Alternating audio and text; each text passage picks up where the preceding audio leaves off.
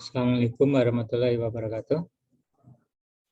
Waalaikumsalam Waalaikumsalam warahmatullahi wabarakatuh. Saya absen dulu ya.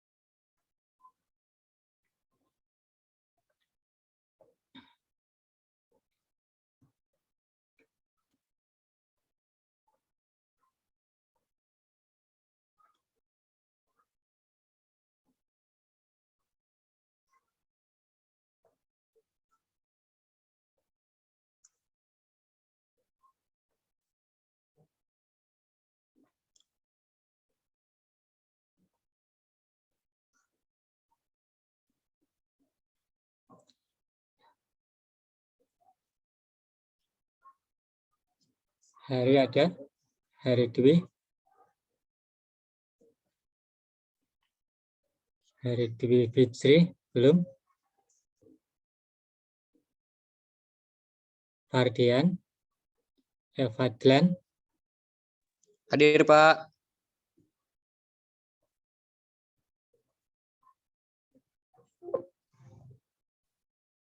Febriana? Hadir, Pak. Pak Yari hadir, Pak. Ya, hadir. Oke, udah. Febriana ada? Hadir, Febriana Pak. belum? Hadir, Pak. Hadir. Oke. Reza? Hadir, Pak. Farisifah? Hadir, Pak. Dara? Dara ada, Dara? Hadir, Pak.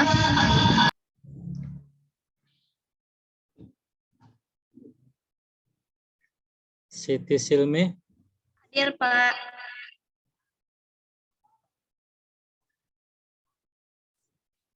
Ria Amelia? Hadir, Pak.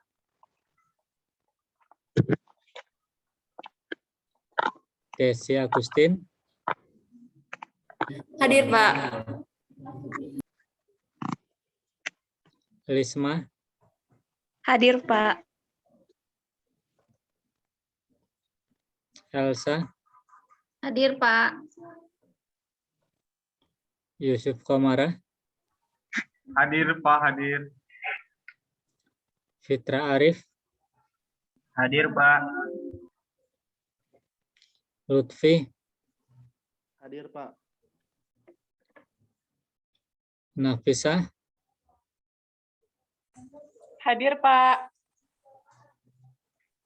Nabila? Hadir. Wafik? Hadir, Pak. Erika, Hadir, Pak. Hasbi, Hadir. Suci, Hadir, Pak. Dela Aulia, Hadir, Pak. Muhammad Fauzan, Hadir, Pak. Yuka Febrianti.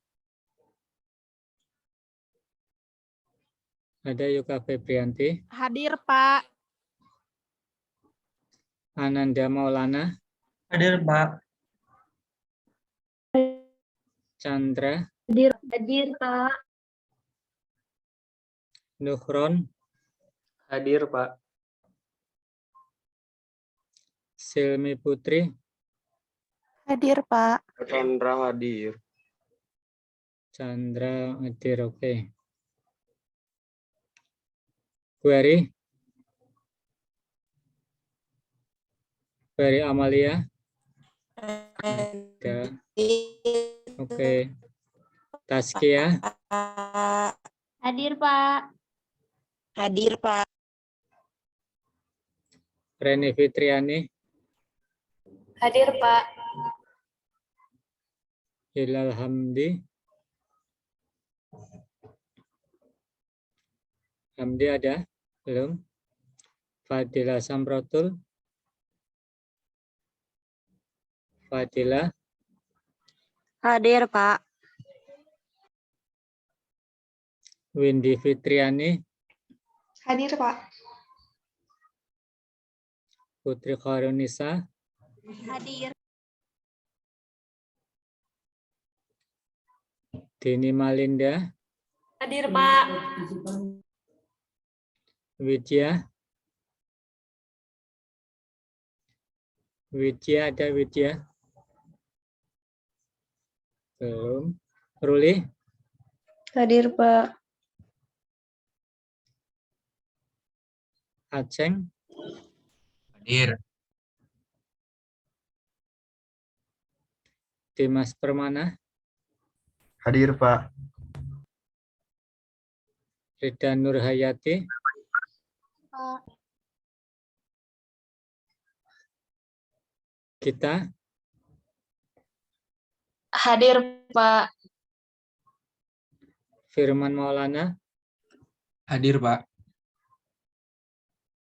Muhammad Dafa,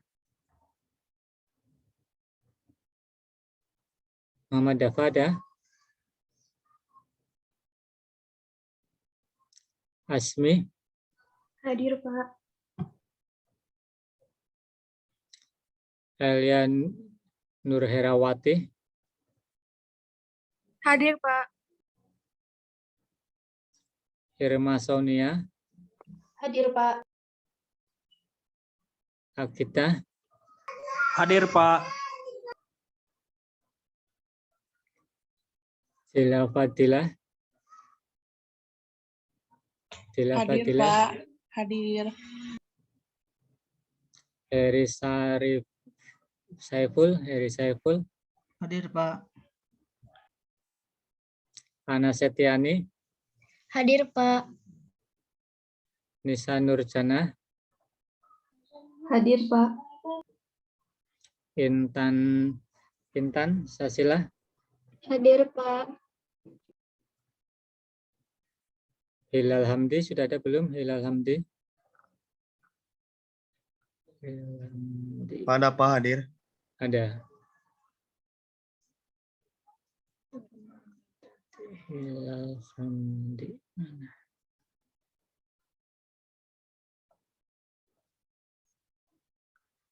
Widya, ada Widya Permatasari.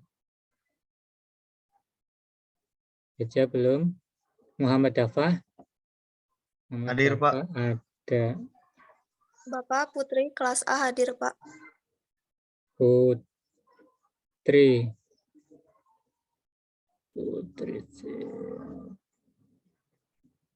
Nomor berapa? 544.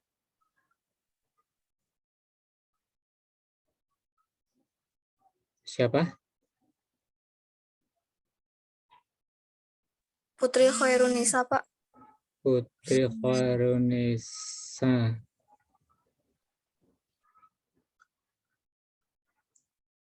Belum tuh tadi? Tadi belum ke absen atau gimana? Putri Khairunisa. Sudah. Baik, Pak. Fauzia. Fauzia. Tadi sudah belum? Hadir. Tadi udah kepanggil belum? Udah, Pak. Pak Widya hadir. Siapa? Widya. Ya tadi kelas A yang masih alfa kan ini kalau di sini itu Widya. Widya sudah? Sudah hadir, Pak. Widya. Oke.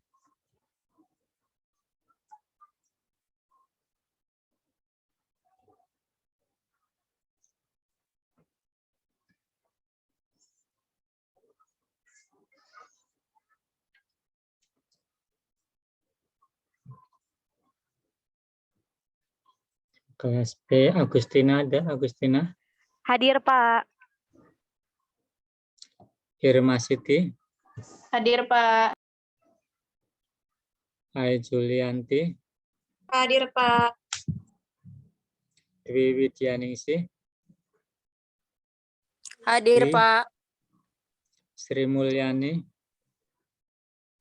Hadir, Pak. Intan Resti? Hadir, Pak. Intan Resti? Rivia? Hadir. Asmi? Hadir. Dayu Putri? Hadir. Friska? Hadir, Pak. Wanti Nur Aini? Hadir, Pak. Pia Yuniar? Hadir, Pak. Vina Alfionita? Hadir, Pak. Rindi Silalahi? Hadir, Pak. Ulfah? Hadir, Pak. Maisa? Hadir, Pak. Rifki?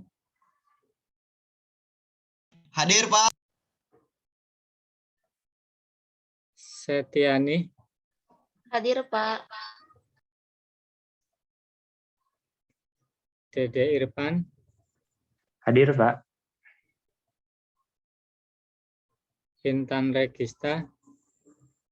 Hadir, Pak. Gina Kania? Hadir, Pak. Shirley? Hadir, Pak. Tati Nur Hayati? Hadir, Pak. Dila Nur Fadila? Hadir, Pak. Tamia Febriani? Hadir, Pak. Lisa? Hadir, Pak. Salma? Hadir, Pak. Mela Sutisna? Hadir, Pak. Rika Juliawati? Hadir, Pak. Nita Anita? Hadir, Pak. Astri Oktavia? Hadir, Pak. Adisti? Hadir, Pak. Mohon maaf, Pak. Saya lagi di jalan, Pak. Anggun Nur Ani? Hadir, Anggun Pak. Nur Ani? Lagi di perjalanan, Pak. Perjalanan dari mana? Mau pulang ini, Pak. Kebetulan lagi di jalan. Fitri Nur Afifah? Hadir, Pak. Ardi?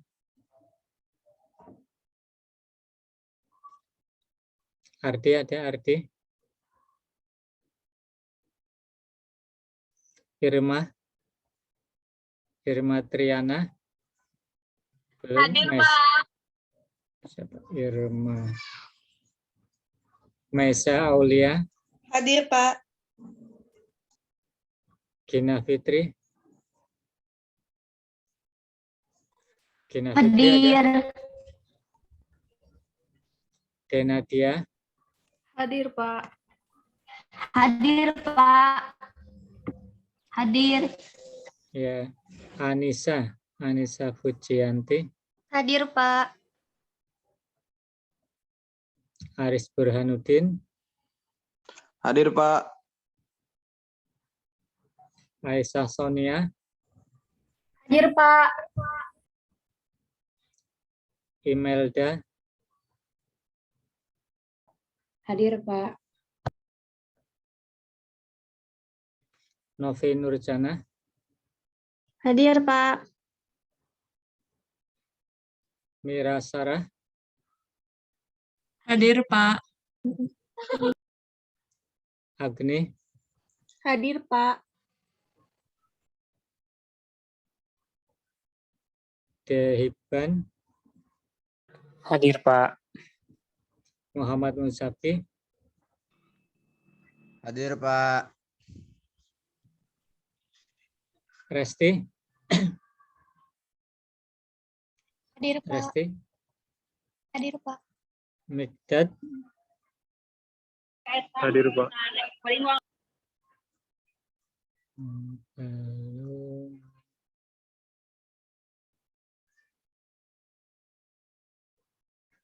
Ardi Wijanarko, sudah ada belum? Ardi belum ada.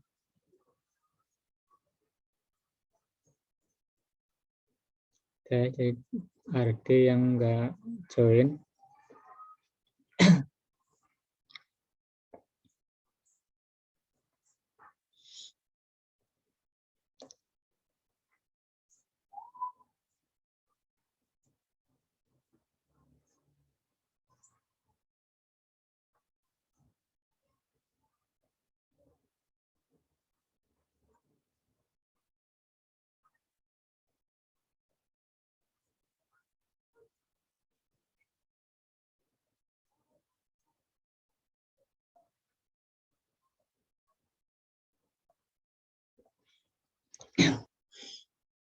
Udah kelihatan slide-nya? Sudah, Pak. Sudah. Udah, Pak. Suaranya jelas ya? Jelas, Pak. Alhamdulillah ya, semoga sehat semua ya. Sesuai dengan rencana. Mungkin hari ini kita akan bahas tentang masih di dasar-dasarnya kimia organik ya. Sebelum mungkin mulai minggu depan, kalian mungkin belajar tentang spesifik senyawa-senyawa golongan senyawa organik ya. Mulai dari alkana sampai ke turunannya. Mungkin ada alkohol, ada asam karboksilat, ada aldehid ya. Mungkin untuk hari ini kita akan bahas tentang konsep dasarnya dulu ya, tentang strukturnya, tentang ikatan, tentang mungkin sekilas tentang hibridisasi, mungkin asam basanya, ataupun tentang stereo kimianya. Ya.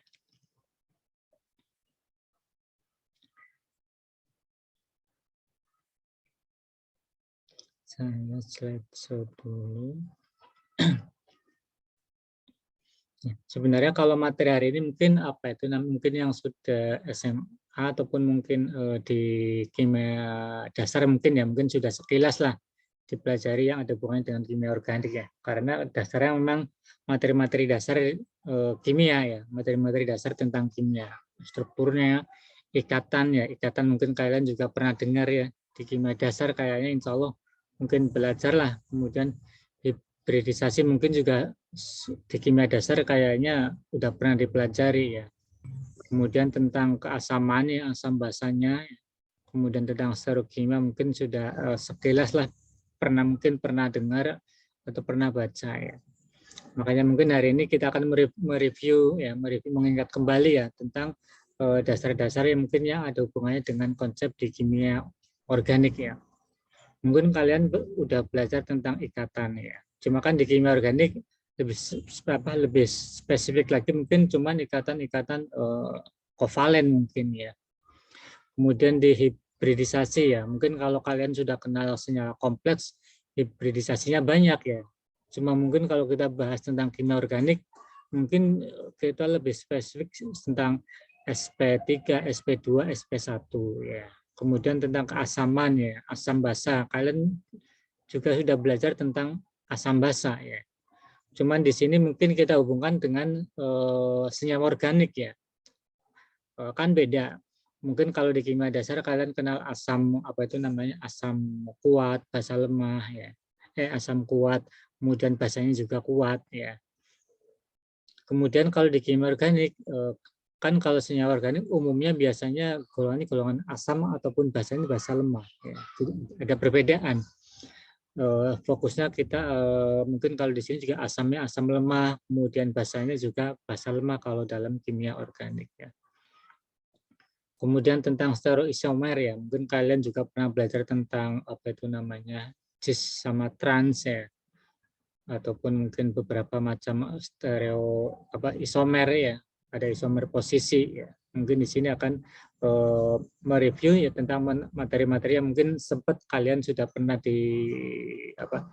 dapat ya, mungkin dalam SMA ataupun di dalam kimia dasar mungkin sudah pernah juga diulas ya. Mungkin sebelumnya kita akan mereview kembali sedikit tentang kimia organik itu ya. Kimia organik itu apa sih ya? Kemudian mengapa begitu banyak orang mempelajari kimia organik ya? Salah satunya di farmasi ya. Mungkin minggu kemarin kita sudah sudah kenal ya, membedakan antara senyawa organik sama senyawa anorganik ya. Dari strukturnya, dari ikatannya, mungkin dari kelarutannya. Kalian kan sudah belajar minggu kemarin ya. Kenapa sih disebut tentang apa itu namanya kimia organik, dan kimia organik itu penting ya? Mungkin salah satunya di farmasi juga penting ya. Kalau di farmasi emang sebagian senyawa obat ya, senyawa organik ya. Kita sebut sebagai senyawa organik secara keseluruhan di senyawa-senyawa obat. Makanya kimia organiknya itu penting. Kalau secara umum ya, kenapa kimia organik itu penting ya? Karena ya kita nggak lepas dari penyusun dari alam ini ya, dari tanaman, kemudian hewan, manusia sendiri kan di dalamnya itu ada komponennya senyawa-senyawa organik ya. Jadi emang nggak lepas ya, nggak lepas kita dari kimia organik ataupun senyawa-senyawa organik di tubuh kita ya, semuanya hampir mungkin senyawa organik ya, walaupun mungkin sifatnya ada yang lebih ke senyawa-senyawa panjang atau senyawa polimer ya. Mungkin kan kita kenal mungkin apa itu namanya protein dalam farmasi, kita kenal protein ya, enzim, kemudian DNA, RNA ya. Itu kan senyawa rantainya rantai panjang ya. Itu juga masuk dalam golongan senyawa-senyawa organik. Makanya banyak dipelajari kimia organik dalam beberapa hal, khususnya di farmasi itu sendiri. Kalau farmasi memang karena kita belajar obat ya, obat juga spesifik lebih senyawa-senyawa organik.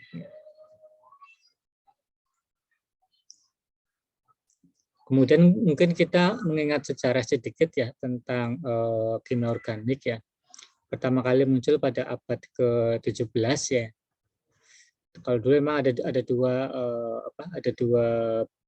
perbedaan ya, ada yang senyawa organik. Kalau dulu istilahnya ya, kenapa disebut senyawa organik ya? Karena asalnya dari organisme hidup kalau dulu. Ya.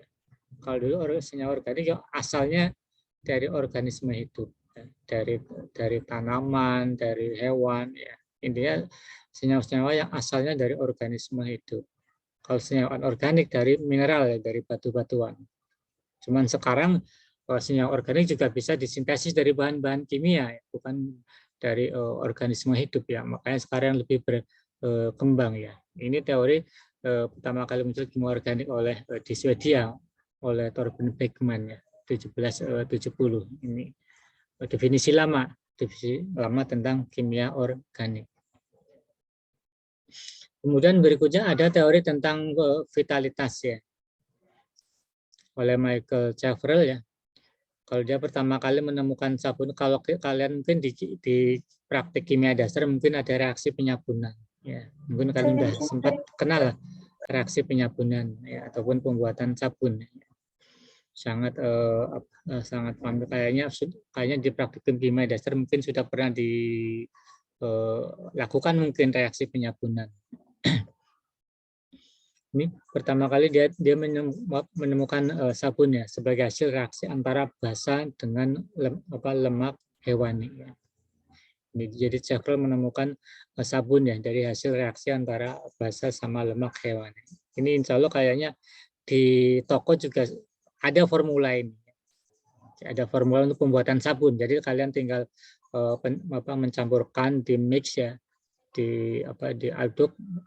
Insya Allah bisa mudah lah, baik bentuknya itu batang ataupun bentuknya itu cair atau bubuk. Insya Allah formula sudah ada kalau di toko ya, tinggal beli, tinggal kalian dicampur-campur aja, karena ini kayak mudah dan pembuatan sabun kayak reaksi yang cukup mudah dilakukan ya, makanya banyak dibuat oleh masyarakat biasa ya, orang-orang awam bisa membuat sabun ya.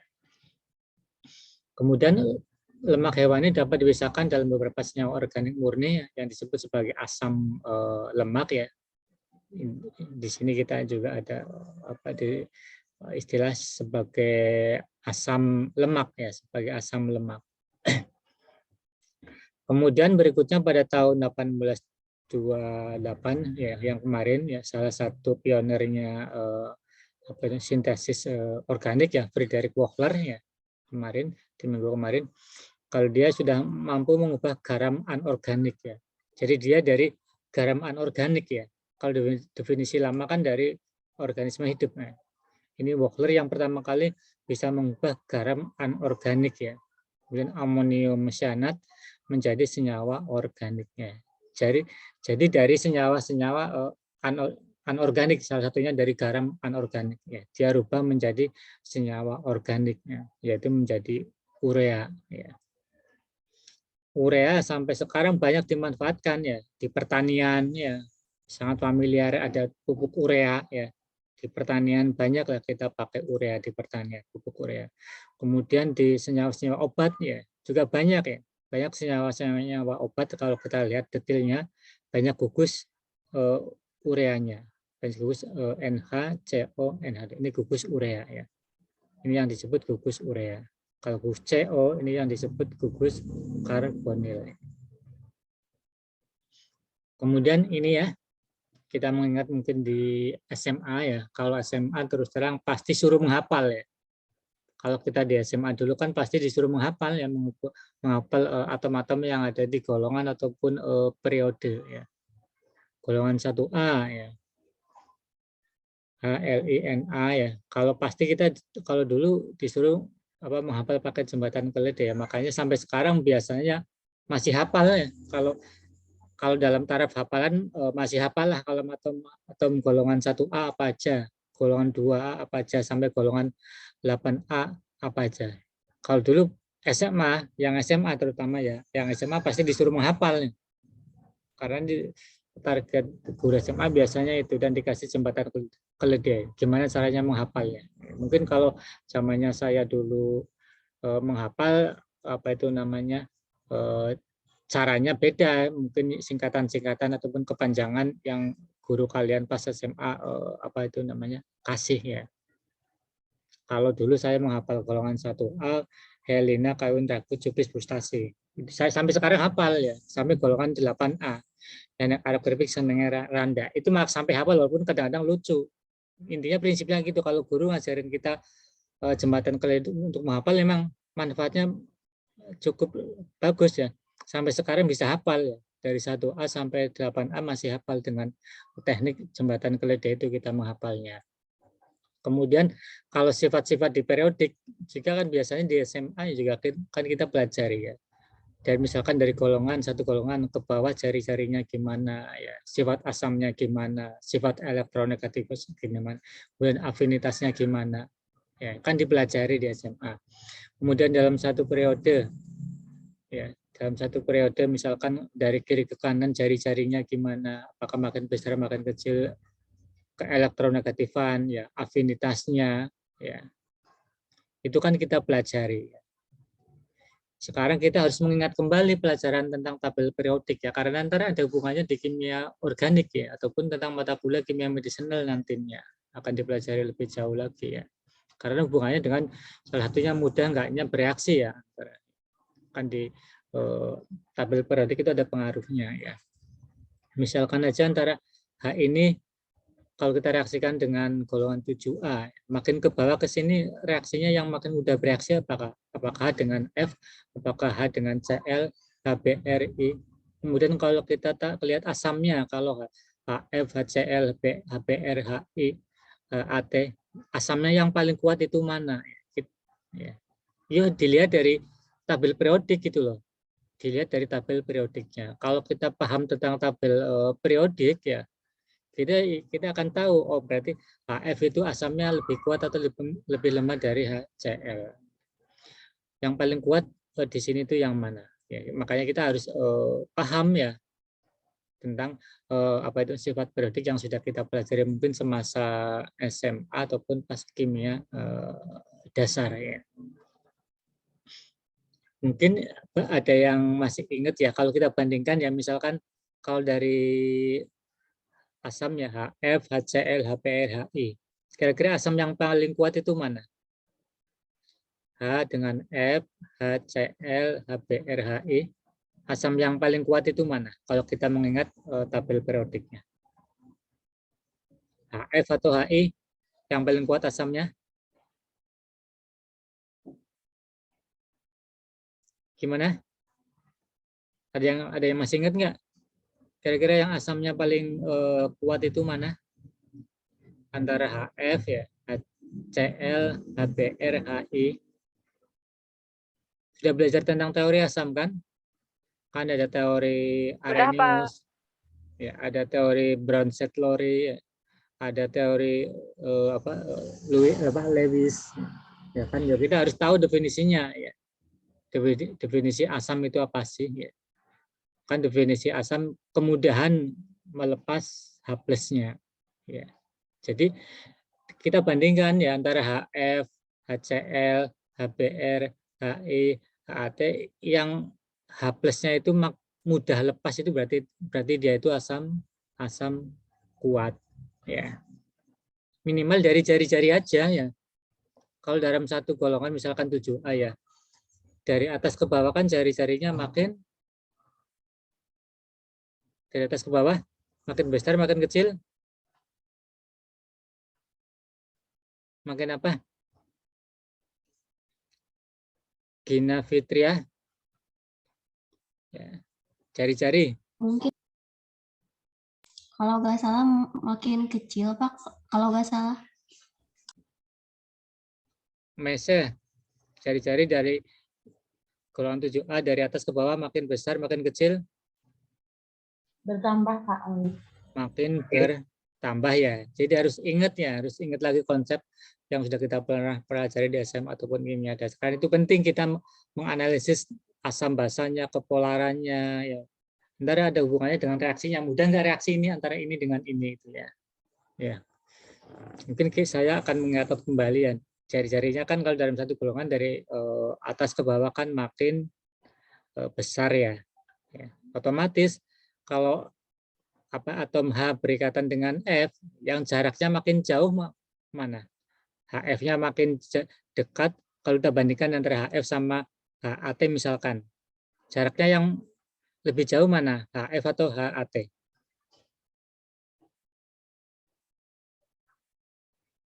Makin ke bawah kan jari-jarinya makin besar ya, otomatis jarak antara H dengan F, H dengan AT yang lebih jauh mana? Yang AT, Pak. AT kan ya. Karena jari-jari ketutup jari-jarinya yang lebar gitu kan ya, jadi jaraknya dari FH ke AT lebih panjang ya. Otomatis antara HF sama AT yang lebih mudah lepas itu mana? Otomatis kan yang jaraknya lebih jauh kan, yang mudah lepas kan Ya, makanya yang mudah lebih lepaskan antara H sama AT. Ya. Makanya ini yang asamnya paling kuat kalau kita bandingkan dari ini. Ya, itu salah satu fungsi kita menghafal, memahami konsep di tabel periodik ya. Jadi kita tahu asam basanya, tahu kemungkinan antar yang reaksi lebih cepat itu mana sih antara atom ini dengan atom itu ya. Dari konsep tabel periodik kita bisa prediksi itu ya.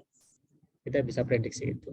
Jadi kalian coba ingat kembali ya tentang beberapa hal yang sudah dipelajari tentang tabel periodiknya.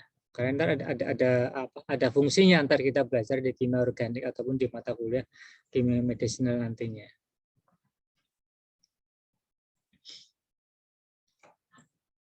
Kalau karbon ya, kalau di organik kan kita lebih fokus salah satunya yang kita pelajari atom karbonnya ya. Dan ingat atom karbon itu ada di golongan 4A ya tadi ya. Kalau kita buka kembali karbon ya. Ini ya. Ada di 4A ya. Karbon ada di 4A. Dan harus kita ingat golongan 4A karbon itu tangannya ada 4 ya. Tangannya ada 4 ya. Jadi yang bisa mengikat C itu ada 4 atom ya. Jadi karbon itu tangannya ada 4 ya. Itu ya. Jangan lupa, jadi prinsipnya karbon itu tangannya 4. Tapi boleh enggak tangannya 5? Ya. Boleh enggak tangannya 3?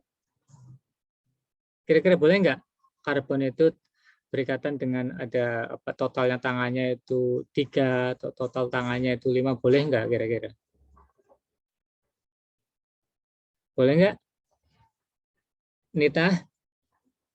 Kira-kira bisa enggak? Karbon itu mengikat 5 atom ataupun cuma mengikat 3 atom?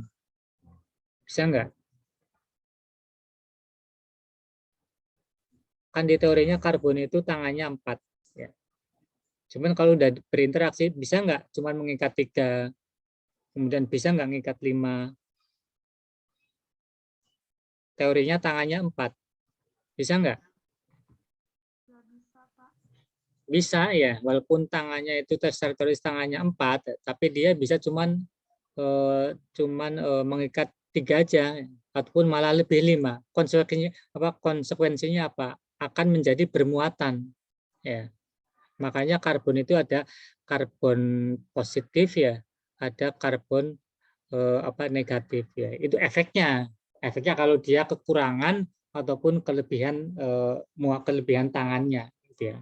Kalau normal kan C itu ada 4 tangan ya. Tapi kalau 3 otomatis ada efeknya dia kekurangan. Makanya akan bermuatan. Kemudian kalau 5 otomatis dia kelebihan, makanya efeknya ada akan bermuatan.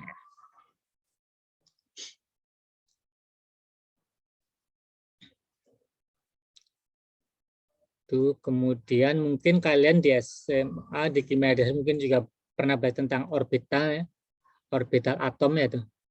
Orbital atom itu tempat ditemukan persentase terbesar elektron, itu namanya orbital. Orbital itu ya tempatnya elektron ya. Jadi tempat ditemukannya elektron itu yang kita sebut sebagai orbital ya. Kita kenal ada beberapa macam ya. Ada S, P, D, sama F ya. Tidak kenal. Kalau S itu maksimal ada 2 elektron. Kalau P ada 6 elektron ya. Kalau D ada 10 elektron ya. Kalau F ada 14 elektron ya. Mungkin kalau yang insya Allah di kimia dasar sudah pernah diulas lah. Di SMA juga, kalau di SMA dulu kayak ini pemahaman yang lebih kalau saya dulu SMA yang mudah dipelajari materi-materi ini ya, daripada kalau di SMA kan materi kimia yang paling susah kan tentang stoikiometri kan ya, hitungan-hitungan. Kalau materi-materi kayak gini biasanya kita lebih enak belajar memahami ya. Kalau dulu kan di SMA kita paling susah kan stoikiometri, jadi hitungan-hitungan kimia reaksi itu yang paling susah kalau saya dulu SMA. Cuman pas bahasan tentang kayak gini biasanya tentang struktur senyawa biasanya lebih menyenangkan kalau dulu dibanding materi-materi tentang hitungan-hitungan kimia. tentang mol, molaritas itu kan pemahaman kayak gini biasanya lebih disenangi tentang hafalan pemahaman ya. Itu ya. Jadi orbital ada 4 SPDF ya. Kalau S itu ada 2, maksimal ada 2 elektron ya. P itu ada 6, D itu ada 10, F itu ada 14 ya. Kemudian bentuknya ya, kalau S itu bentuknya sferis atau pola ya. Ini secara 3 dimensinya ya. Orbital S, orbital P, orbital D ya. Di sini kita cuma mereview aja ya, mereview yang insya Allah sudah kalian pelajari. Cuma di sini mereview sedikit sebelum mungkin mulai minggu depan kita belajar tentang senyawa-senyawa organiknya.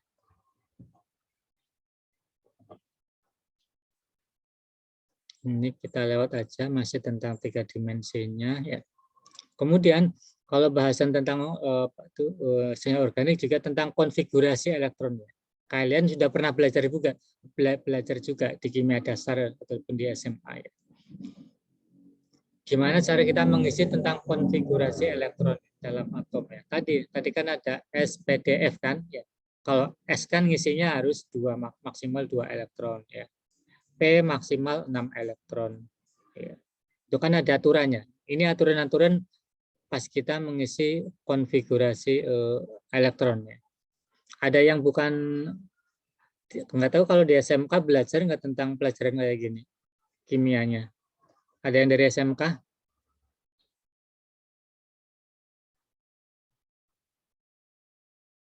Kelas AB ini ada yang dari SMK nggak? Atau dari SMA semua? Kalau dari SMA semua kan alhamdulillah jadinya ya. Jadi prinsipnya sudah belajar semua tentang review hari ini kayaknya. Jadi saya cuma mengingatkan kembali pernah belajar ini gitu loh.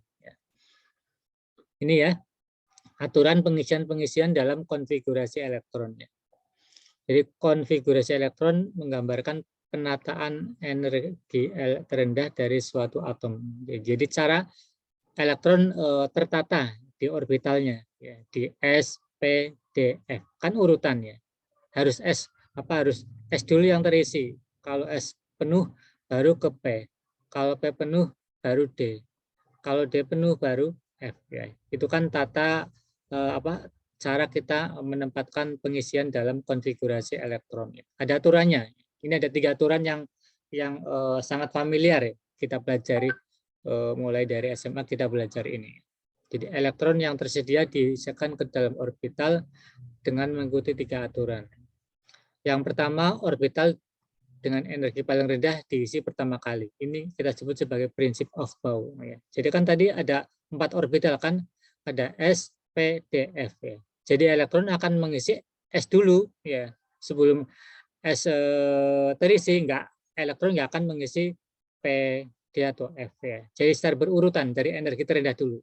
Jadi kalau secara energi, S itu energinya paling rendah, kemudian diikuti P, kemudian D, kemudian F. Ya. Itu ya dari urutan pengisian elektron di orbitalnya. Ini yang kita kenal sebagai prinsip of Bohr. Ya. Kemudian hanya ada 2 elektron yang dapat mengisi orbital yang sama ya, dan keduanya harus memiliki spin yang berlawanan atau larangan Pauli. Ya. Ini yang kita sebut sebagai larangan Pauli. Jadi dalam satu tempat dalam orbital S ya, S kan satu ini aja. Ntar kita lihat di contohnya ya. S kan cuma ada satu tempat ya.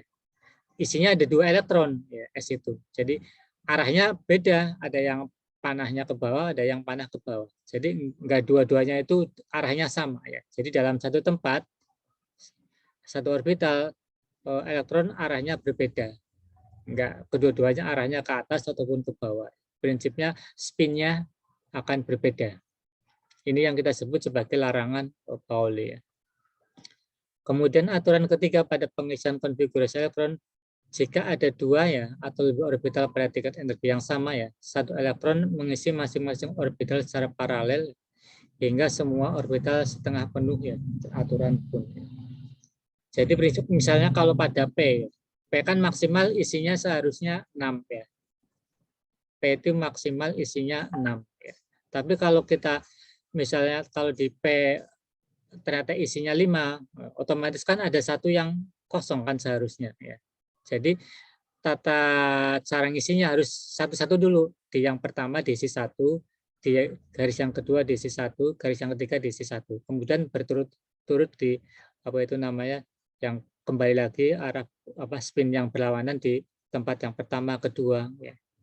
Itu ya, intinya harus dipenuhi dulu dalam satu orbital yang sama ya. Jadi tiga-tiganya tempat elektron harus penuh dulu. Kalau sudah penuh baru kembali lagi ke posisi yang pertama ya. Ntar mungkin ada contohnya misalkan kayak gini. Ini kan salah satu atau beberapa contoh ya pengisian elektron ya. Pengisian elektron ya. Contoh misalkan ini hidrogen ya. Hidrogen kan cuma 1 ya. Jadi S-nya cuma ada 1, panahnya ke atas ya. Kemudian ini contohnya pada litium ya. Dia punya elektron valensinya ada 3. Pengisiannya kan ini. Di 1S-nya ya. 1S-nya ada 2, maksimalkan 2. Baru satunya mengisi elektron S yang berikutnya. Ya. Ini beberapa contoh lainnya ya. Ini moga aja sih kalian sudah pernah belajar ini ya. Ini memang sangat basic sekali ya tentang kimia organiknya. Cuma makanya di sini kita akan mereview, mengingat kembali ya, yang sudah pernah kalian mungkin pernah belajar di SMA ataupun di kimia dasar ya. Ini cara pengisian elektron dalam konfigurasi elektronnya. Kemudian kita juga mungkin kalian juga pernah belajar tentang ikatan ya kan, tentang ikatan. Cuman mungkin di sini lebih fokus ntar nantinya ke ikatannya lebih ikatan ke kovalen ya. Kovalen kan ada kovalen biasa sama kovalen koordinasi. Ya. Kita mungkin kita coba kenalkan dulu tentang perkembangan dari teori ikatan kimia. Khususnya ini lebih spesifik untuk senyawa organik ya. Lebih spesifik untuk senyawa organik ya. Ini pada tahun 1858 ya.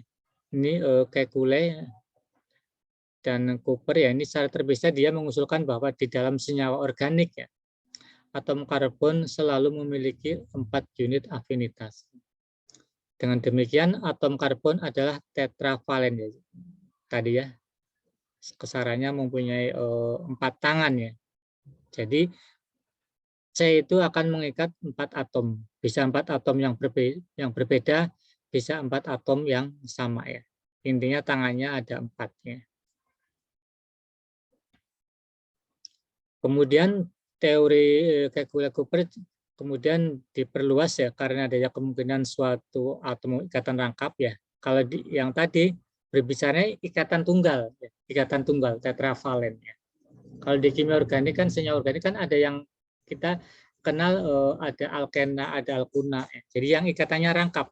Jadi yang ikatannya rangkap ya. Makanya dari perkembangan dari Kekulé dan Cooper ya. Karena ini ternyata dia bisa membentuk ikatan rangkap ya. Makanya Emil Erlenmeyer yang mengusulkan ikatan rangkap 3 pada ikatan karbon pada senyawa asetilen. Kemudian Alexander ya juga mengusulkan ikatan karbon-karbon rangkap 2 pada senyawa etilen.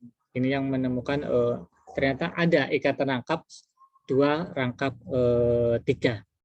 Kemudian tahun 1865 Kekulé juga ternyata di senyawa karbon ada yang bentuknya cincin, ya, ada yang bentuknya cincin. Ntar kalian ada yang belajar, ntar nanti mungkin belajar tentang siklo ya, siklo sama aromatik ya.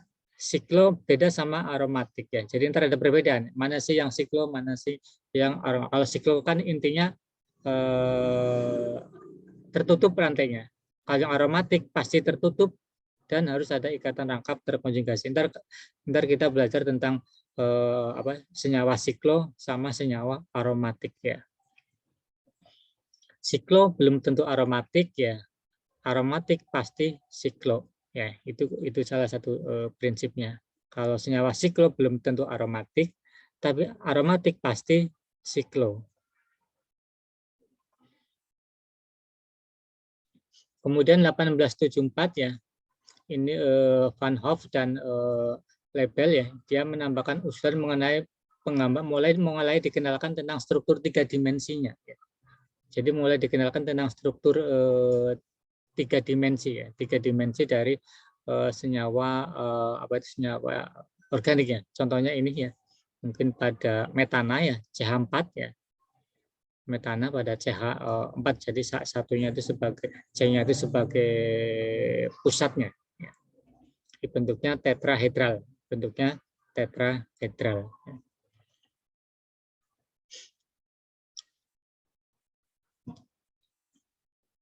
Mungkin saya akan masuk ke, ntar ini dilewat aja. Lebih ke ikatan kovalen ya. Karena di senyawa organik yang kita bahas itu ikatan kovalen ya.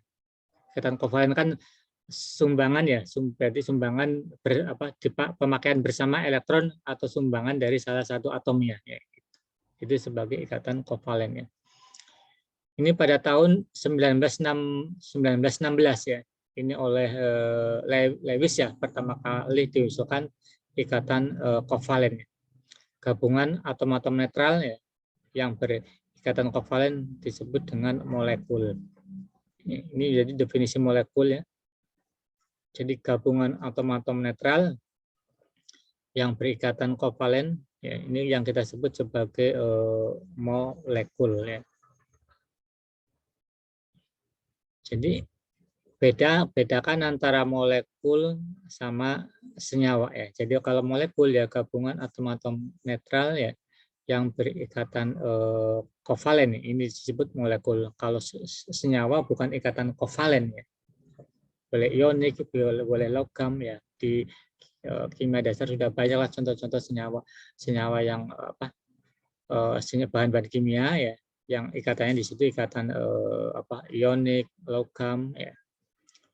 Ini yang kita sebut sebagai molekul, ini gabungan atom-atom netral ya, yang berikatan kovalen. Ini yang disebut sebagai molekul. Jadi kalian harus paham itu. Jadi beda antara senyawa sama molekul. Kalau yang kita sebut molekul ya, jadi yang bergabung itu atom ikatannya ikatan kovalen ya. Yang bergabung juga atomnya atom-atom netral ya, atom-atom netral. Kalau mungkin antara H+ sama Cl- ya, itu kan antara bermuatan ya. Jadi namanya bukan molekul ya, namanya bukan molekul ya. Senyawa ya. Senyawa asam ya, senyawa asam. Jadi kalau molekul atom-atom yang bergabung itu netral dan ikatannya ikatan kovalen ya.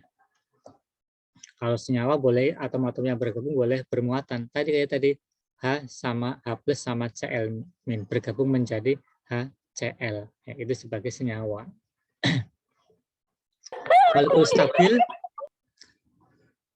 Molekul stabil ya menghasilkan konfigurasi gas mulia ya pada masing-masing atomnya. Jika kita ingat kembali ya, molekul yang stabil itu ternyata konfigurasinya itu sama dengan konfigurasi gas mulia ya, konfigurasi golongan 8A, konfigurasi golongan 8A gas mulia ya. Itu mungkin makanya yang disebut dengan teori oktet ya. Kalian mungkin pernah belajar tentang teori oktet ya. Jadi atom-atom itu bergabung, dia itu akan yang yang salah satu yang difokuskan ntar akan muncul yang kita sebut sebagai teori oktet ya. Jadi totalnya ntar ada 8 elektron yang menyatu ya. Misalkan ini ya. Misalkan C ya. C kan ada 4 elektronnya. C ada 4 elektron. Kemudian H ada 1 elektron. Jika C sama H bergabung ya. C kan tangannya ada 4 ya. Otomatis H yang akan berikatan otomatis hanya ada 4 di sini ya. Kan cuma 1 H itu. Makanya di sini ntar akan jadi 1, 1, 1, 1. Jadi kayak gini. Misalkan jadi metana ya. Jadi masing-masing ini berikatan dengan 1 elektronnya dari H, 1 elektronnya dari C. Begitu juga di sini, 1 elektron dari H, 1 elektron dari C. Totalnya ya elektron ikatannya ada 8 ya. Ini yang kita sebut sebagai teori oktet ya. Teori oktet ya. Ini yang kita sebut dengan teori oktet ya. Makanya totalnya 8. Jadi ini yang kita sebut sebagai teori oktet. Contohnya lagi misalkan ini. Antara atom H dengan oksigen ya. Kalau oksigen kan ada 6 elektron valensi ya. Kalau pembagiannya misalkan di sini ada 2 elektron, otomatis di sini ada 1 elektron, 1 elektron. Otomatis kalau berikatan dengan H butuh 2 hidrogen ya, untuk nempel di sini 1, nempel di sini 1. Ya, makanya salah satunya membentuk H2O, HOH. Ini elektron ikatannya di sini 1, ini elektron ikatannya di sini 1 ya. Total elektron yang di sekitar O-nya otomatis ada 8 ya. Sesuai dengan teori oktet ya. Teori oktet ya. Ini beberapa contoh sederhana ya, beberapa contoh sederhana teori oktet. Kita pentingnya teori oktet itu tadi. Kemudian ya mengenai penggambaran ya pada senyawa atau cara menggambar ya, cara menggambar senyawa organik ada beberapa macam, ada beberapa macam. Cuman kalau sudah sangat paham pakai struktur garis ya, kita nggak pakai struktur garis saja kalau kita menggambar senyawa-senyawa yang organik. Kalau kita sudah belajar tentang kimia organiknya. Model penggambaran lain adalah menggunakan struktur Kekulé ya. Kekulé di mana ikatan digambarkan sebagai sebuah garis ya. Kalau tadi kan titik-titik ya, titik-titik elektronnya. Ini kan struktur Lewis ya. Ini namanya struktur Lewis ya. Jadi elektron diwakili oleh satu elektron diwakili oleh 1 titik ya. Ini kan ada 2 elektron, 2 elektron. Kemudian kalau struktur Kekulé ya, 2 elektron ikatan diwakili oleh garis ya. Jadi kalau garis ini berarti dia ada 2 elektron. Ya. Jadi elektron ikatan bisa diwakili oleh garis ya. Jadi di sini ada 2 elektron. Ini sama. Kemudian kalau elektron bebas nggak perlu ditulis, nggak apa-apa gitu loh. Cuman kita paham ya, kalau O pasti di sini itu ada elektron 2, ada elektron 2. Jadi ada 2 elektron bebas, di sini ada 2, di sini ada 2. Jadi kalau kita sudah sangat familiar, sangat paham, nggak perlu ditulis, nggak apa-apa ya. Nggak perlu ditulis, nggak apa-apa. Cuman intinya kalau nggak ditulis berarti di situ artinya ada elektronnya. Cuma kadang-kadang kita menulis nggak apa-apa. Kita tahu lah walaupun kosong berarti di situ ada elektronnya. Ya. Contohnya ini amonium, amonia pada NH3 ya. N-nya yang berikatan dengan 3H. Ya, jadi atom dari N-nya yang untuk apa? Untuk elektron ikatan tanda 3, ini satunya dari N ya, satunya dari H ya. Jadi 1 elektronnya dari N, 1 elektronnya dari H. Ya. Secara garisnya Kekulénya kayak ini. N garis H. Ya. Jadi ini mewakili 2 elektron. Ini nggak perlu ditulis, nggak apa-apa ya, elektron bebasnya ada 2 elektron bebas. Cuma pasti udah tahu ya kalau kita udah belajar organik, oh ini tuh ada 2 elektron bebas ya. Intinya kalau O ya, N, S, jadi ntar lama-lama kita tahu atom yang ada elektron bebasnya itu apa aja. Ada O, ada N ya. Ntar hubungannya dengan kemungkinan interaksi hidrogen ya, kemungkinan interaksi hidrogen. Jadi kalau ada atom yang elektron bebas ya, dia kemungkinan bisa berikatan atau interaksi hidrogen ya dengan molekul-molekul lainnya. Ya. Contohnya lagi ini metana ya, metana yang CH4 ya. Di sini berarti ada 2 elektron ya. Ini contoh metanol ya, ada C sama. Jadi totalnya di sini pokoknya ada 8 ya. Total di C ini berarti ada 8, di O-nya juga ada 8 ya. Kita ingat tadi teori oktet. Jadi yang elektron ikatan di sini C ada 8, di O-nya juga ada 8 ya. Teori oktet ya. Kemudian dari bahasan tadi bisa diambil beberapa kesimpulan ya. Yang pertama, ikatan ion ya dihasilkan dari perpindahan elektron ya dari satu atom ke atom lainnya. Kemudian ikatan kovalen ya dihasilkan dari 2 pemakaian bersama ya. Sepasang elektron oleh 2 atom yang kita sebut sebagai ikatan kovalen ya. Kemudian atom memindahkan ya atau membuat pasangan elektron untuk mencapai konfigurasi gas mulia atau yang disebut dengan yang kita kenal dengan teori oktet ya. Ini kesimpulan yang bisa kita ambil dari analisis tadi ya. Kemudian mungkin ini saya lewat lewati aja ya, hampir sama dengan orbital tadi ya, tempat ditemukannya elektron ya. Saya lewati aja, saya langsung ke ikatan kovalen ya. Ikatan kovalen ya terbentuk ketika dua orbital S ya mengalami overlap ya. Ini kita sebut sebagai ikatan sigma ya. Jadi kalau antara S ya overlap, ikatannya itu ikatan sigma. Ikatannya ikatan sigma. Ikatan sigma terjadi pada rantai tunggal. Ya, jadi ikatan sigma terjadi pada rantai tunggal. Ya, jadi contohnya metana ya, ataupun intinya hidrokarbon yang rantainya rantai tunggal. Ya, ikatannya ikatan sigma karena dia overlapping orbital S-nya. Ya. Karena dalam organik ya kita kenal ada ikatan sigma, ada ikatan pi ya. Ikatan pi timbul pas kapan ya? Kalau sudah ada ikatan rangkap ya, rangkap 2, rangkap 3 ya. Itu ada penambahan ikatan sigma ya. Jadi yang satunya ikatan yang satunya sebagai ikatan sigma, yang satunya elektron yang berikutnya sebagai ikatan pi-nya ya. Jadi kalau di kimia organik kita kenal ikatan sigma sama ikatan pi. Kalau di hidrokarbon yang tunggal, ikatannya cuma ikatan sigma. Tapi kalau sudah rangkap, kita ada penambahan di ikatan sigmanya ada, di ikatan pi-nya ada. Ini hubungannya dengan reaktivitas ya. Jadi senyawa karbon yang rangkap akan lebih reaktif daripada yang tunggal. Karena apa? Karena ada kandungannya ikatan elektron-elektron atau ikatan-ikatan pi-nya. Ikatan pi itu lebih reaktif daripada senyawa yang punya ikatan sigma aja ya. Gitu ya. Itu hubungannya dengan elektron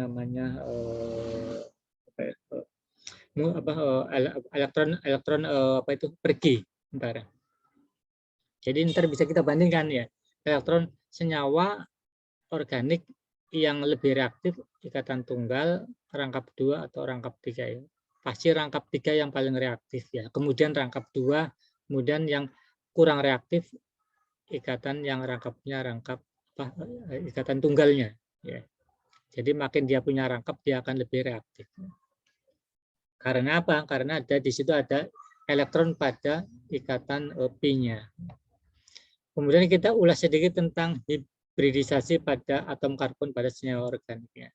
Jadi pada organik kita kenal 3 hibridisasi yang penting ya dalam chain-nya ya. Yang pertama hibridisasi sp3 ya. Ini atom karbon memiliki 2 orbital pada 2s sama 2p ya. Ini dikenalkan juga oleh Linus Pauling ya. Mungkin prinsip saya akan langsung ke contohnya ya. Ini ya. Contohnya ini ya. Orbital yang berbentuk tetrahedral disebut dengan hibridisasi sp3 ya. Angka 3 menyatakan berapa banyak tipe orbital atom yang berkombinasi ya. Bukan menyatakan jumlah elektron yang mengisi orbital. Kemudian atom karbon memiliki konfigurasi ground state ya. 1s2, 2s2, 2p1, 2p1, 2px1, 2p. Intinya kan di sini ada 6, ada 1, 2, 3. Ini kan punyanya atom karbon. Ground state-nya itu ini, bentuk dasarnya itu ini, ya, bentuk dasarnya itu. Penataannya itu gimana ya? Penataannya itu kan gini. Di S-nya itu ada 1, S-nya itu ada 2, ya. Yang ini ya masuk ke orbital yang 1s-nya. Kemudian yang ini, elektron yang 2 di S ini masuk ke orbital yang 2s-nya. Yang 2 elektron yang di 2p masuk ke sini. P kan ada 3 kan? Ada 3 orbital. Masuknya kemana yang 2 ini? Ya ke sini. Masuknya ke sini. Ini P-nya. Kalau berikatan ya, misalnya pada CH4 ya, seharusnya kan ngisi ini kan ya. Tapi pada CH4 atom dari 2s ini akan pergi ya. akan pergi ke sini ya. Akan masuk ke sini. Makanya elektronnya hanya dia akan masuk 1 atom H masuk ke si orbital ini, 3 atom H-nya masuk ke sini. Makanya namanya apa? Namanya kan CH4 ya. Seharusnya kan kalau bentuk konfigurasi kayak gini kan masuknya ke sini semua kan? Ya. Tapi ternyata pada prosesnya, mekanismenya, atom yang di elektron yang di 2s ini satunya akan masuk ke sini dulu, akan loncat ke sini. Ya. Makanya hanya ada apa hidrogen 4-nya masuk ke sini, kemudian masuk ke sini. Namanya CH4 ya. Itu contoh sederhana lah, contoh sederhana pada kasus CH4 ya. Makanya hibridisasinya ya disebut sebagai ini. S-nya ini kepake ya, kemudian P-nya tiga-tiganya kepake ya. Makanya disebut sp3. Intinya orbital yang dipakai untuk berikatan ya, orbital yang dipakai untuk berikatan. Kan ini. Hanya masuk ke sini 1, masuk ke sini 3 ya. Makanya hibridnya disebut sebagai sp3. Jadi orbital yang dipakai untuk berikatan pada pembentukan CH4 ya. Ini contoh paling sederhananya. Ini pada kasus CH4 ya. Kemudian mungkin saya akan langsung ke C ya. Ini hibrid yang kedua CH3 ya. CH3 kasusnya itu contohnya pada kalau CH3 itu pada senyawa hidrokarbon yang tunggal ya. Jadi yang bukan rangkap ya. Jadi semua senyawa C pada semua senyawa hidrokarbon ikatan tunggal, hibrid C-nya itu sp3 ya. Jadi hibrid C pada senyawa hidrokarbon yang tunggal ikatannya semuanya C-nya itu CsP3 ya. Beda lagi ya pada C yang rangkap 2 ya. Kalau rangkap 2 karbonnya hibridnya itu sp2 ya. Makanya ada sp3, sp3 itu berlaku pada C pada senyawa yang C-nya C tunggal ikatannya. Kemudian sp2 hibrid sp2-nya berlaku pada senyawa-senyawa alkena. Jadi C pada C alkena. Ini contohnya pada etilen, contohnya pada etilen ya. Ini kasusnya ya. Ini misalkan ground state-nya ya 2s 2p-nya ini posisinya kan ini. Kemudian kalau mau berikatan ya satu elektron ya 2s tereksitasi. Ini kan tereksitasi ke sini. Tereksitasi ke sini. Tapi pada alkena ternyata hibridnya itu sp2. Hibridnya dia itu berlaku sp-nya sp2 karena apa? Karena ada dari S-nya itu ada, kemudian dari P-nya itu ada juga. Beda sama intinya kalau tadi apa itu namanya hidrokarbon yang ikatannya ikatan tunggal, hibridnya itu khusus ke sp3 ya. Kemudian kalau pada C pada senyawa-senyawa rangkap 2 ya lebih ternyata yang terisi hibridnya itu ke sp2. Jadi yang berikatan itu S-nya 1, kemudian P-nya itu 2 ya. Contohnya pada senyawa asetilen ya. Contohnya pada senyawa asetilen. Asetilen kan C2H2 ya, C2H2. Itu yang paling sederhana, C2H2. Kemudian ini bentuknya ya, bentuknya sp2 ya. Trigonal planar ya, bentuknya trigonal planar ya. Kemudian hibrid C yang ketiga, kalau senyawanya dalam bentuk senyawa alkuna ya. Jadi rantainya rantai 3 ya. Maaf ya yang tadi asetilena ya. Kalau yang tadi senyawa alkena, kalau yang sekarang senyawa-senyawa apa itu namanya rangkap 3. Rangkap 3 ya. Yang rangkap 2 contohnya senyawa yang paling sederhana etilen ya. Kemudian kalau pada apa itu namanya sp3 alkuna ya, contohnya senyawa yang paling sederhana yaitu asetilena ya, C2H2 ya. Jadi rangkap 3. Jadi hibrid sp terjadi pada karbon pada senyawa alkuna. Ya. Jadi hibrid CSP terjadi pada hidrokarbon senyawa alkuna atau rangkap 3. Ya. Gitu ya. Jadi kalau SP3 terjadi pada ikatan C ikatan tunggal, kalau SP2 pada rangkap 2, kemudian kalau hibrid C hibrid SP pada rangkap 3 atau disebut sebagai alkuna ya. Ya, itu konsep dasar di hibridisasi. Kita lewati aja. Mungkin kita lihat sedikit ya tentang pengaruhnya ya. Pengaruhnya atau hubungannya dengan ikatan rangkap, pengaruhnya terhadap kekuatan ikatan sama panjang ikatan ya. Misalkan ini metana pada metana ya. Pada metana ternyata kekuatan ikatannya 104 ya. Kemudian panjang ikatan 1,1 ya. Kemudian kalau kita lihat bandingkan sama ini, sama apa itu namanya, sama yang rangkap ya. Misalkan sama yang rangkap ini, sama etena. Misalkan ini 1, 2, 3, 4 ya. Misalkan yang ini ya. CH2, rangkap 2 CH2 ya. Ini ternyata kalau kita lihat ya, kalau kita bandingkan kekuatan ikatannya itu lebih apa itu namanya, lebih besar apa itu metana, lebih besar metana. Kemudian kalau kita lihat panjang ikatannya ya, panjang ikatan ternyata kalau kita bandingkan sama metana ya, senyawa rangkap 2 panjang ikatannya ya, ini 1,076. Kemudian kalau metana ini kan 1,1. Jadi panjang ikatannya lebih panjang yang metana. Lebih panjang yang metana. Ini ikatannya lebih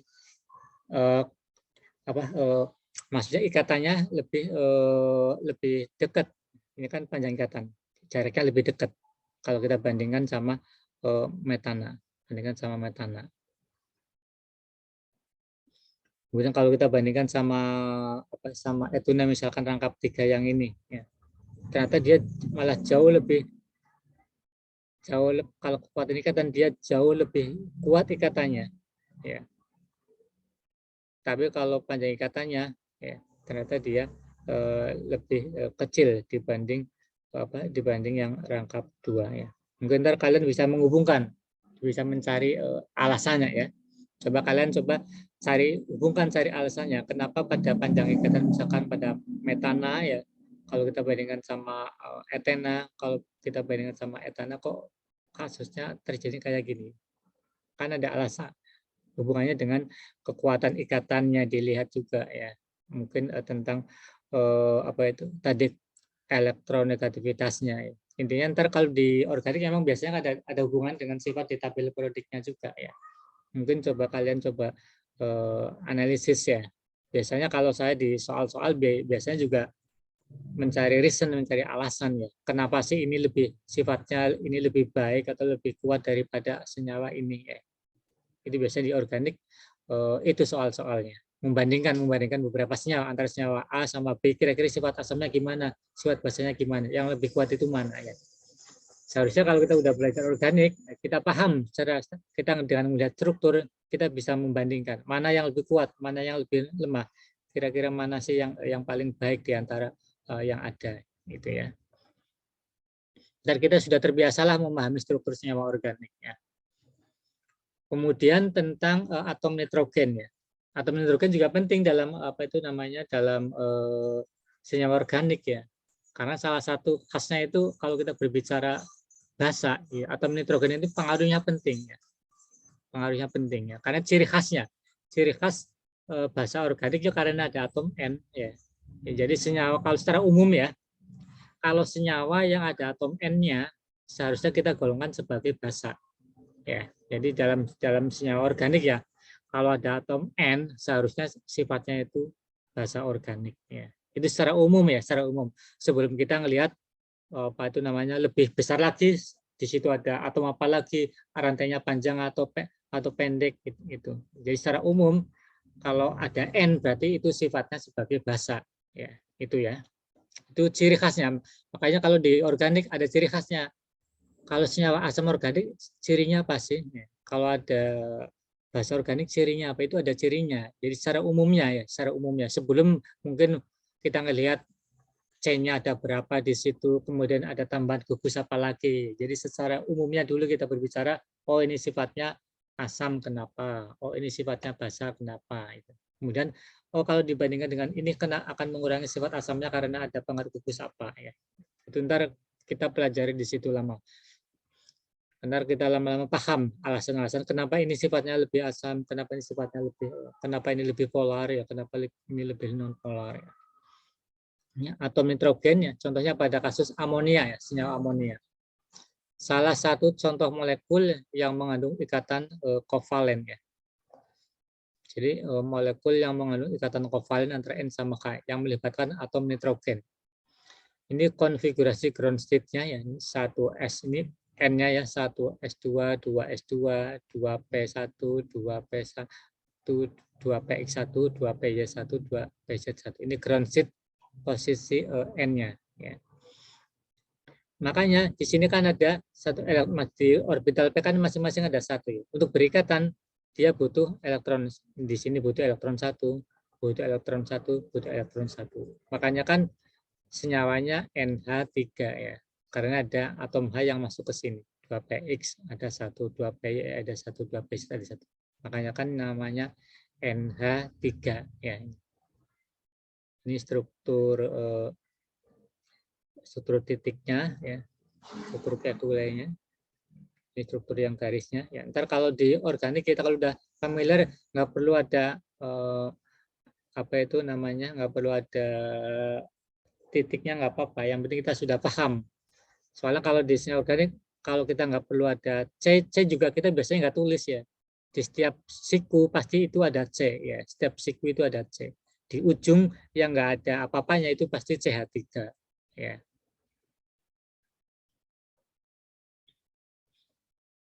Ini N-nya. Kemudian kita mungkin akan ulas tentang ikatan kovalen polar ya. Mungkin hari ini kan bahas tentang sampai asam basa dulu ya. Ikatan kovalen polar ya, kemudian sama asam basa. Polaritasnya, polaritas dan elektronegativitas ya. Ini contoh kasusnya, misalkan ini ya. Ini ada atom yang sama-sama X ya. Ini X sama X ya, berikatan, ini ikatan kovalen simetris ya. Jadi tarikannya sama ya, simetris ya. Kemudian ada lagi yang ikatan X sama Y. Ya, ternyata elektronnya ngumpul di salah satu. Ya. Kita membedakan mana sih di antara ini kali sudah ada tulisannya kan ya. Kalau X sama X, dia kan simetris. Tarikan ke X sama X sama. Tapi pada kasus yang berikutnya yang X ya, ternyata elektronnya akan lebih tertarik ke Y. Jadi jika elektron mengumpul di salah satu atom, itu yang kita sebut sebagai senyawa polar. Ya.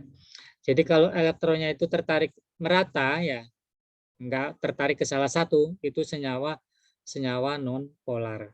Ya.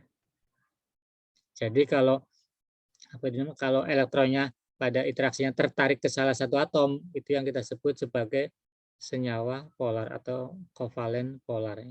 Di sini kan simetrisnya. Ini otomatis kalau kita golongan senyawanya, ini senyawanya senyawa non polar ya.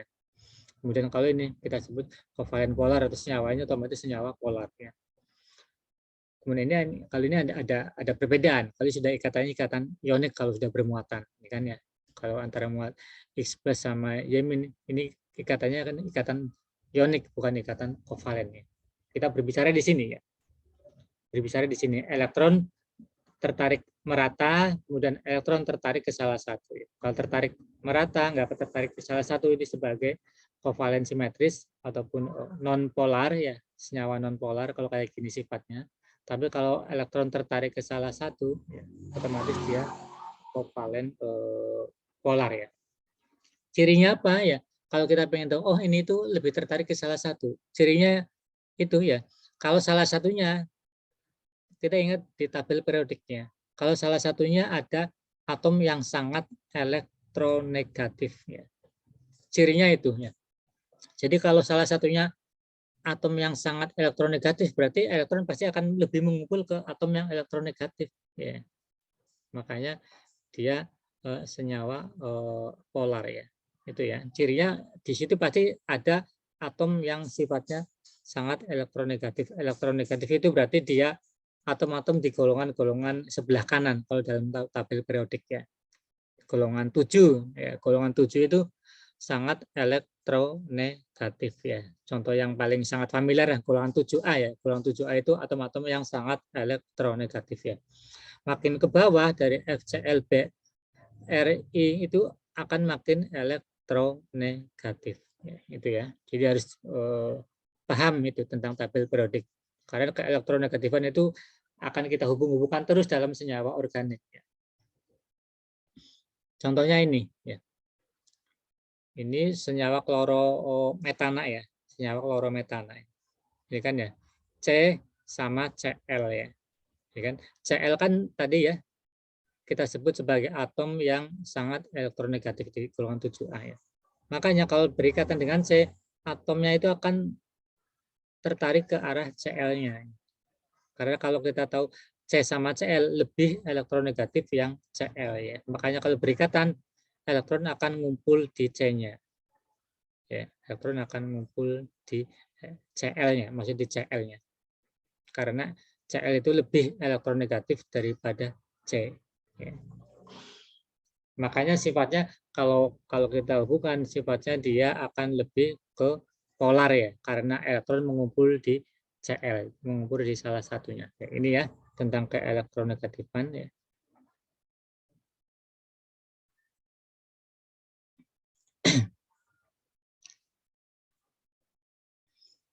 Kemudian mungkin saya mengingatkan kembali ya, kalau kita berbicara apa itu namanya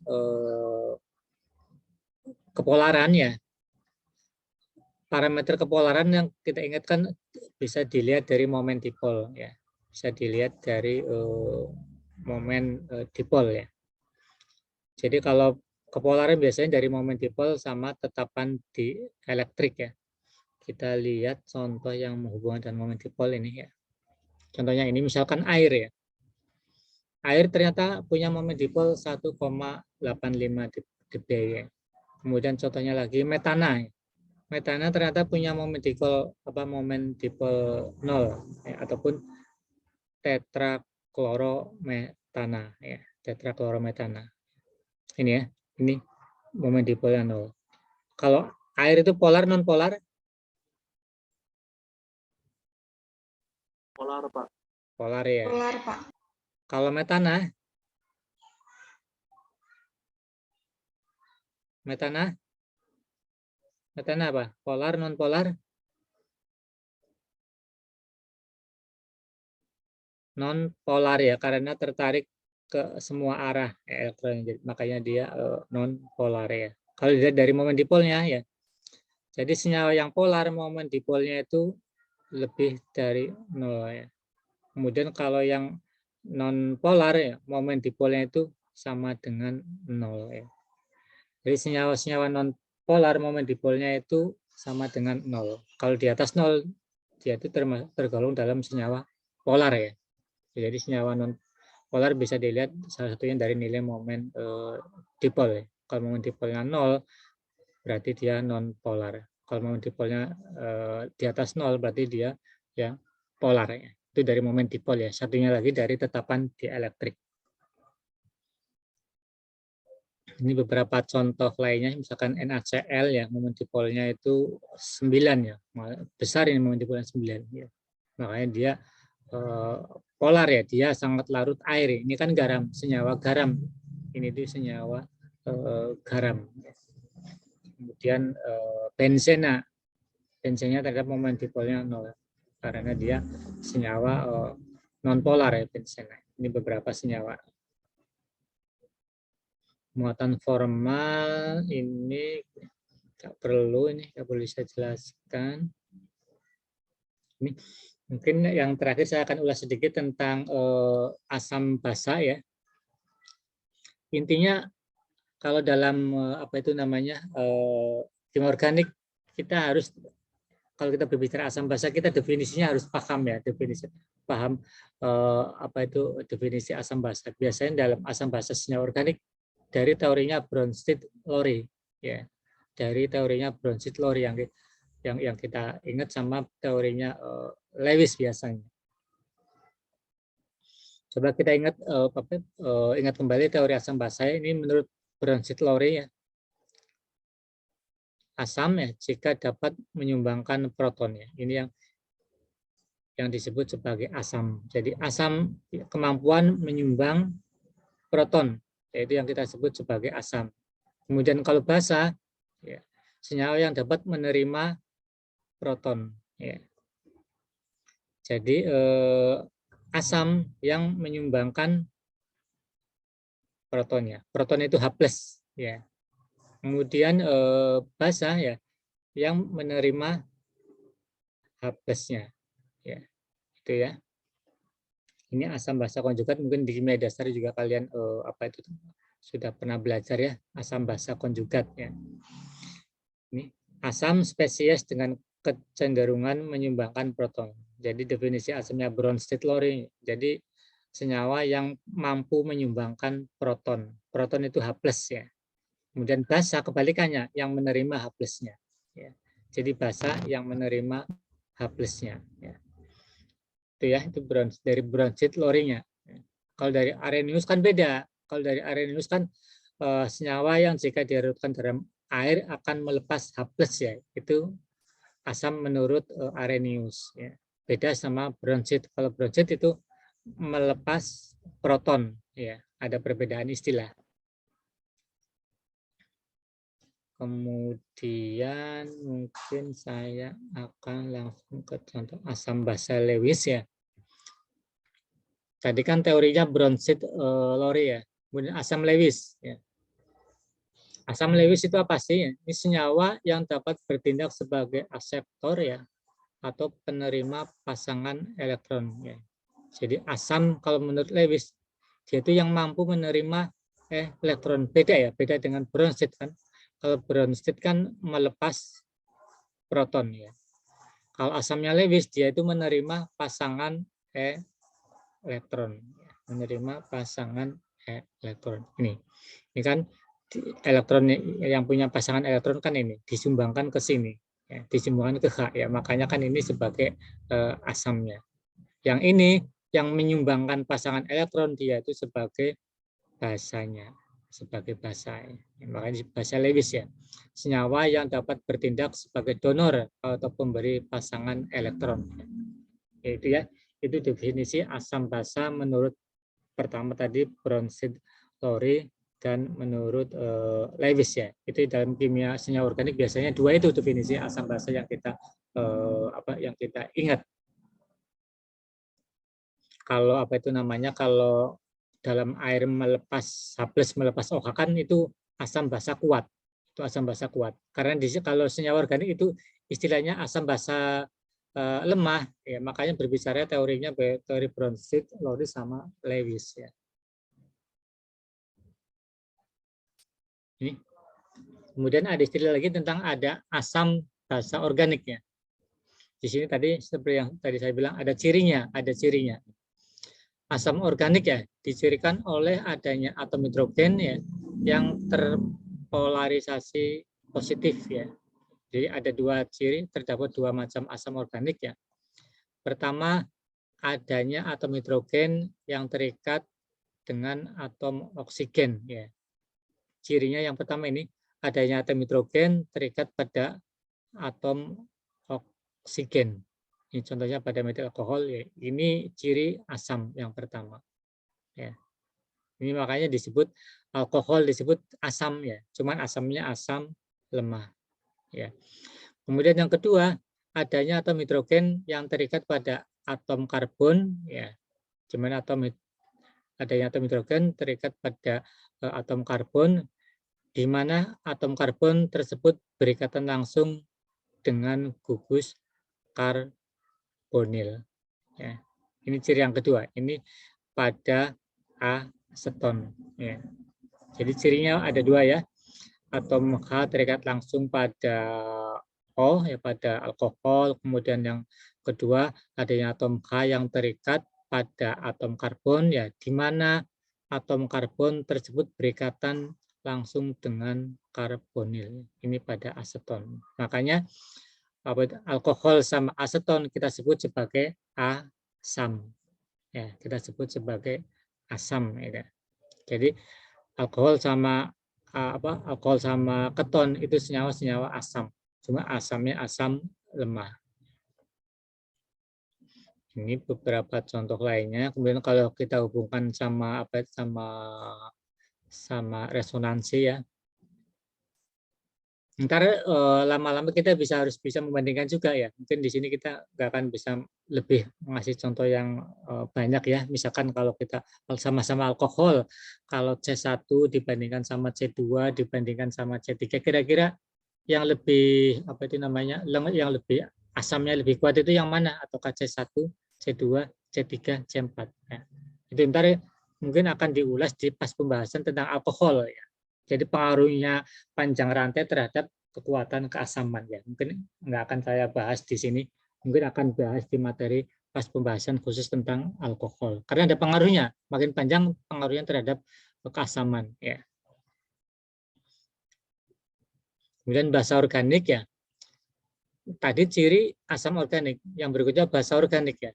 Basa organik ya dicirikan dengan adanya atom dengan pasangan elektron bebas yang dapat mengikat proton ya. Jadi ciri-cirinya senyawa yang kita golongkan basa organik ya, di situ ada atom yang mengandung pasangan elektron ya.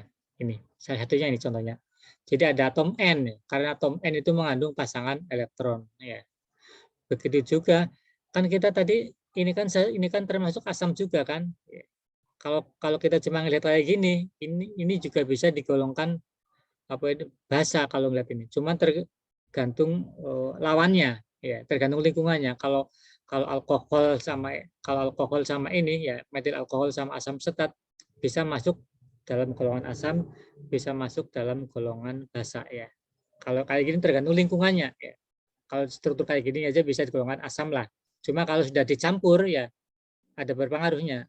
Tergantung campurannya, dia akan lebih ke sifatnya basa bisa, kemudian ini juga akan sifatnya lebih ke basa bisa, tergantung campurannya ya, tergantung lingkungannya ya. Makanya tergantung lingkungan. Kalau alkohol sama asam asetat bisa bersifat basa juga, tergantung campurannya.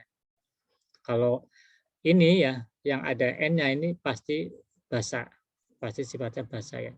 Ini cirinya ya. Jadi ciri basa organik mengandung atom yang punya pasangan elektron bebas ya. Itu sebagai basa secara umum ya. Jadi secara umum senyawa-senyawa yang punya atau yang mengandung atom yang punya pasangan elektron bebas itu yang kita sebut sebagai basa organiknya. Paling sering yang ada atom N-nya. Paling sering yang ada atom N-nya. Itu sebagai basa. Kemudian pengaruhnya namanya resonansi, saya mungkin lewati.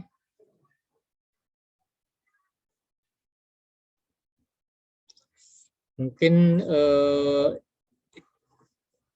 ini cuma gambar ya. Ini gambar ya. Ini gambar ya kalau dalam senyawa organik ya. Ini kan struktur kalkulenya kan ini. Kalau dalam senyawa organik kita cuma menggambarkan ini aja ya. Jadi kalau di ujung kayak gini, kita sudah pasti kalau ujung kayak gini nggak ada apa-apanya, pasti CH3. Ya. Kemudian kalau di siku ini pasti ada C dan CH2 di sini ya. Di sini C yang ada ikatan ini, ada hidrogen 2. Ini CH2. Kalau ini berarti CH2, ini berarti CH3 ya, gitu ya. Ini struktur aslinya ya.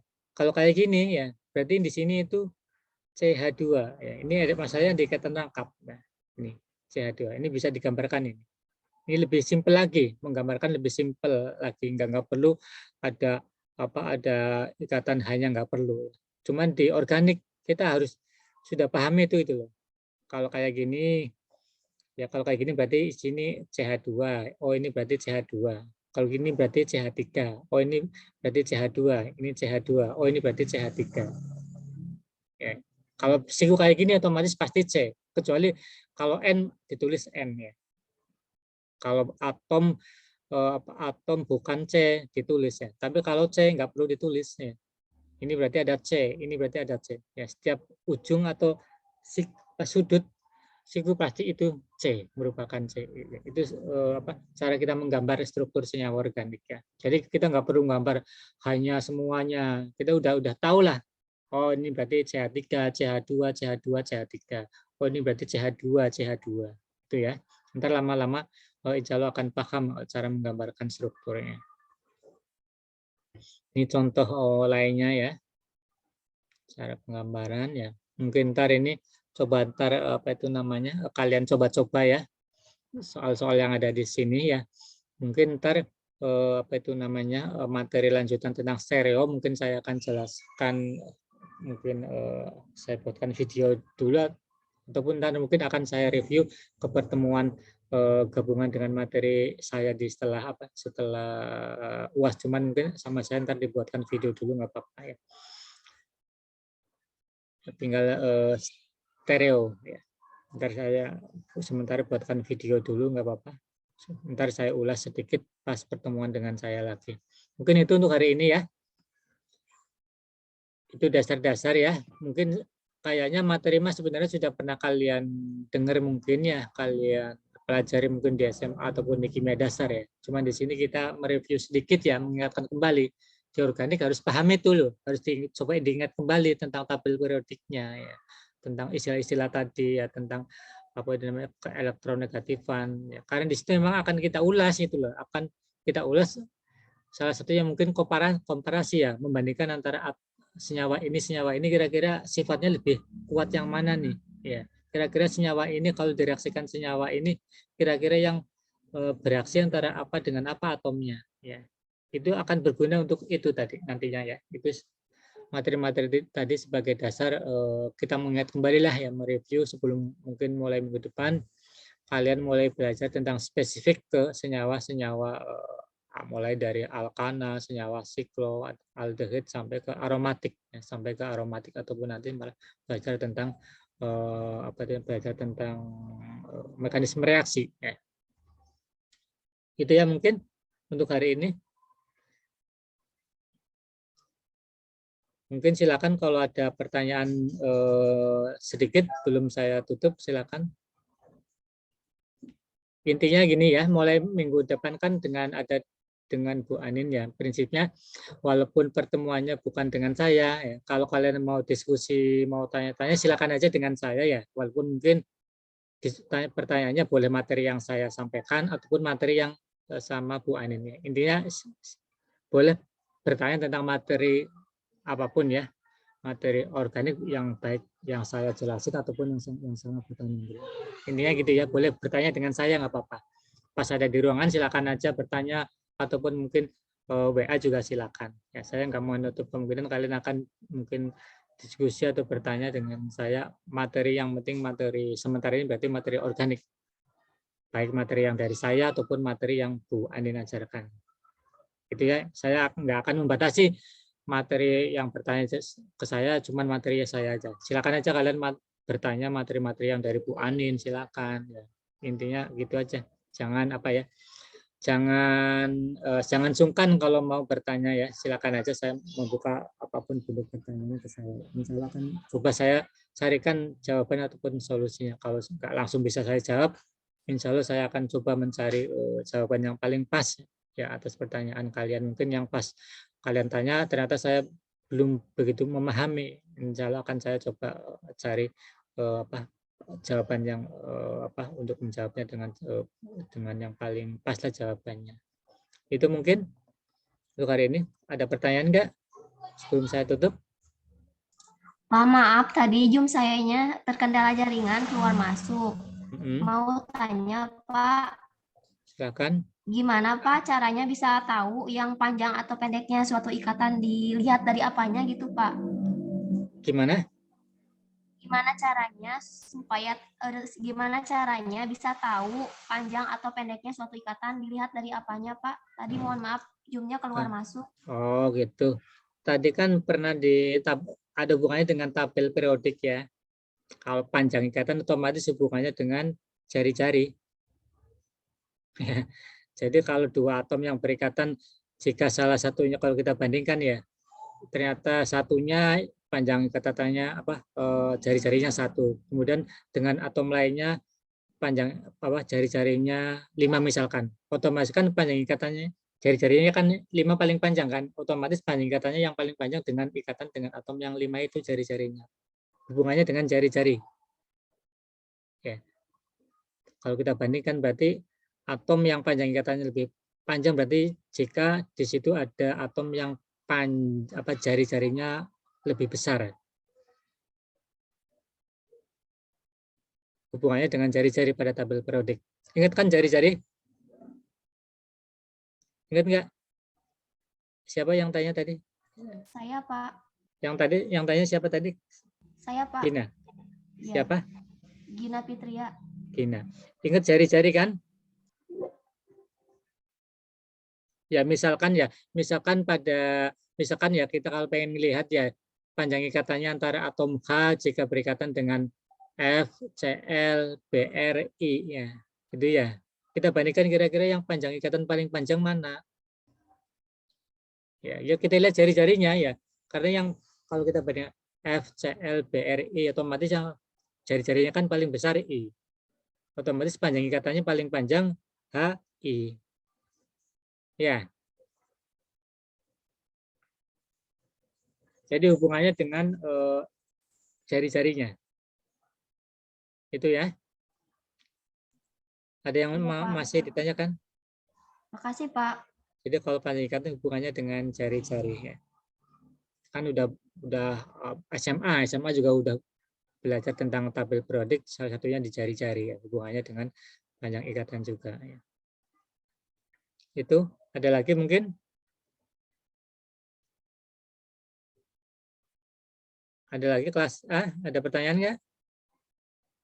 Cukup kelas A? Cukup, Pak. Kelas B? Cukup, Pak.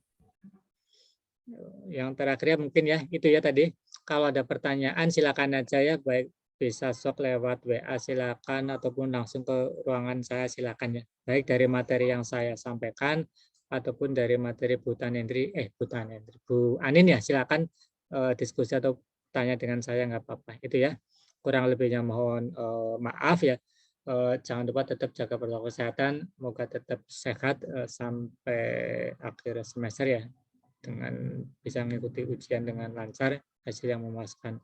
Sampai dengan saya berarti sampai ketemu di praktikum ya, sampai ketemu di praktikum dan sampai ketemu teorinya, sampai ketemu setelah UTS berarti. Itu ya, makasih. Sekali lagi kurang lebihnya mohon maaf. Assalamualaikum warahmatullahi wabarakatuh. Waalaikumsalam. Terima kasih, Pak.